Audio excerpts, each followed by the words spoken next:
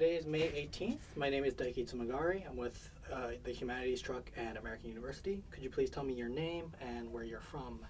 Originally? Whatever you want. Okay. I'm Monica Saddique, and I'm from Jacksonville, Florida. Okay. And what is your connection to Africa? My connection to Africa? Yeah. Well, to be introspective, it's, rooted to me. I used an analogy earlier to someone as far as like talking about the African diaspora. I was like, it's like a child in an umbilical cord. Although it's cut and severed, you never are far away from mom or like that closeness that you have with your mother.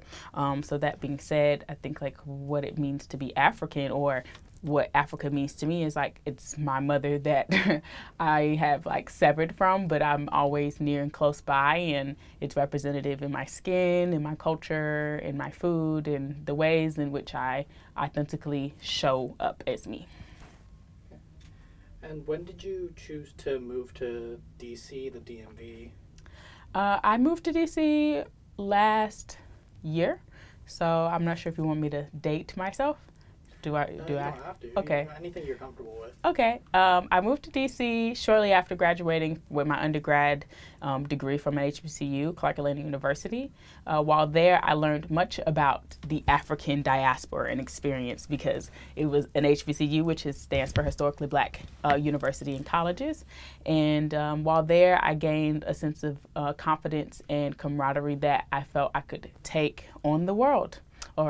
So that being said, I decided to take on the world's capital, allegedly. So I'm very grateful to be here, and I'm a grad student at Johns Hopkins SAIS, focusing on international development, looking to aid women and children in equitable education, nutritional sustainability, and food insecurity.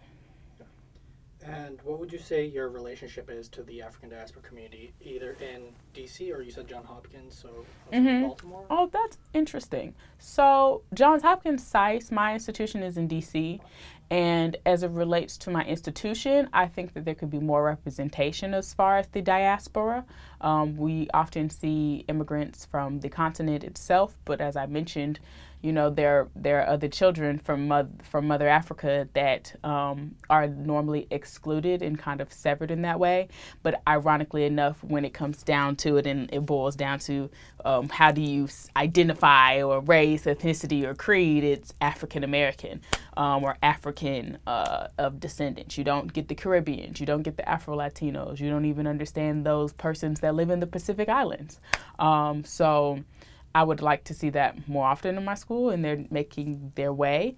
But as far as like what it means, as far as African diaspora here in DC, DC was formerly known as Chocolate City. The city was built by Benjamin Banneker, who was a well-known Black activist in the Maryland area, and he curated this city for persons alike to have home, to have a sense of understanding and stability. And being here in DC has been very empowering as far as the African diaspora, because I get to see so many different modes and ways in which we interact. Of course, Georgia Ave has a lot of Ethiopian restaurants. Apparently, this is called like Little Ethiopia due to its population and the influx. I've met Cameroonians. I've met people from the Congo. Like, I would not have met those persons in Jacksonville. And when I went back home recently, my eyes were opened because of this experience in DC and being around the persons in the African diaspora, that I wasn't only looking through the lens of what I know, which is the Caribbean,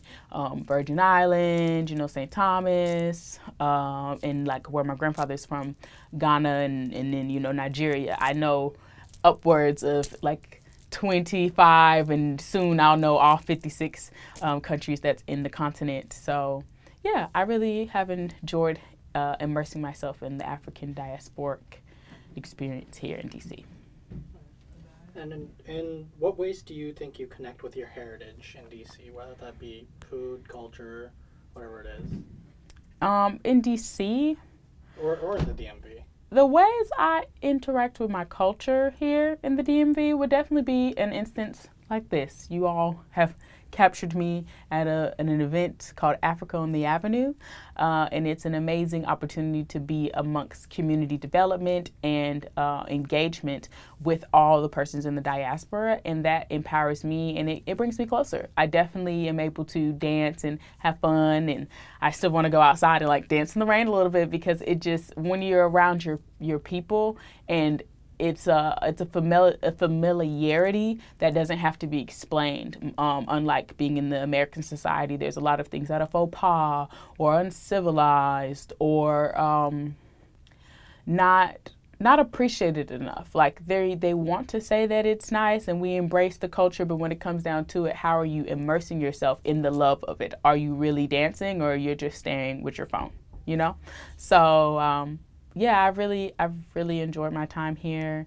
There's a place called Sankofa, and it's so pro-Black and it's radical, and it brings a lot of peace to me, knowing that like I have community and that DC fosters that. Shifting a little bit more into the culture side of it, did you have a favorite dish growing up? Any favorite restaurants in the area? Honestly, it's not related to my heritage. My favorite dish, I mean, I love a good Thai fried basil rice. I really do. That's my favorite ever. But if I had to like place it in context with my family and home, oxtail. I really like veggie stew. But one thing that we always had at my like Christmas, Thanksgiving was oxtails and rice and peas. Like my grandma would go to this restaurant called Sunrise on 5th Street in Normie Thaggard, and they still know her to this day. Like anytime she wants oxtails, giving her extra. So I think because that's always been a consistent or a constant in my life, yeah, it was a favorite, but I don't eat it anymore. And then could you talk a little bit more to your program at Johns Hopkins? Like, what does that mean to you? What does that mean to your goals, I guess? Okay. Well, Johns Hopkins is an amazing opportunity. Well, rather, my program at Johns Hopkins is an amazing opportunity for me to gain expertise in the area and region that I hope to help. So as far as like my program's expansiveness, it's I'm getting my master's in international relations with a focus in development, sustainability, and climate. And then we also get a regional focus, and my chosen focus was Africa as well as the Americas, because I have a deep understanding and love and passion and purpose towards the African diaspora. I feel that it's most important that you not only focus on how we can build Mother Africa up economically, but how using the resources that we have along the diaspora, whether it's in education, academics, or politics, in the ways that we all can come together to be a big conglomerate, I think is most important. As far as what Johns Hopkins brings for me, I'm able to have diverse school classmates. I'm able to have diverse professors and see the world for all of its amazingness. And sometimes, you know, the amazing comes with the good and comes with the bad and sometimes terrible. In my programming, I get an opportunity to do a capstone project. So I'm so excited for when I get to do that in my second year. I get the opportunity of either working, doing field work research, working in international development, or focusing in women development. In that practicum, rather, you get an opportunity to coordinate and work amongst a team of persons where you come up with an issue that you and your clients agree on. Is something that should be looked into on a deeper level. You get the scope, you get the data, you bring it back, and you find a way to find deeper meaning in that. And I definitely know that Johns Hopkins offers me the academic skill and strength that I feel like I lacked, because I love experiential learning. I feel like my heart leads most of my way, but sometimes your heart and your head need to align, and that's why I'm at Johns Hopkins. And then what are some ways do you think that DC could learn from Africa, Africa can learn from DC, vice versa? This is not 5 minutes for me, but it's okay. That was my last big question. Okay. I have one small question. Okay. How could DC learn from Africa? I think that DC is kind. DC can be a little spunky, a little rowdy. but that comes from a sense of disconnectivity amongst the wealthy class and the marginalized community that remains in DC. As we know, DC, although has always been the nation's capital, hasn't always been the go-to spot or the political prime to really grow and thrive. Persons have been here for a while now, whether it be the indigenous persons of this land or the former, the ancestors of slaves or Benjamin Banneker's children. I feel that with time and positions in the ways that we have shifted as a generation, we've come to lose more and more of what it means to be in togetherness. I do feel that there are so many different niches here in DC that make things available, which I guess Africa could learn a thing or two about as far as accessibility and how building a beautiful environment really fosters new creative thought. Because every day I'm in DC, like my mind expands beyond what I used to know when I lived in Jacksonville, Florida. Like Jacksonville, I had said I was so excited because 2 days ago I was shopping for my meal prepping business and I was in Laurel. And I just found it so interesting that being in Laurel was like it was a town outside of a town that's in DC that's 30 minutes away versus like being in Jacksonville. I was in the same town. I could drive 30 minutes away and nothing would change. And there's much to be said in the power in that. And I think that Africa, knowing its power in the different nuances in their cities and regions and tribes, could learn to advance their people. I definitely can say that one thing that Africa could learn from DC is the empowerment of youth.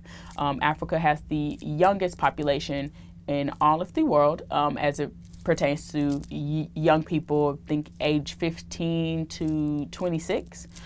So it would be very advantageous for them to get rid of old habits and bring in new ones and listen to the younger generation, and vice versa. DC could learn from Africa in the ways of lovingness and community and fellowship. That's great. Any closing thoughts? Anything you want to add? Nothing that I want to add. Well, I guess I just want everyone to be authentically yourself and know that it starts with you. You can't expect to foster change if you're not whole or right within.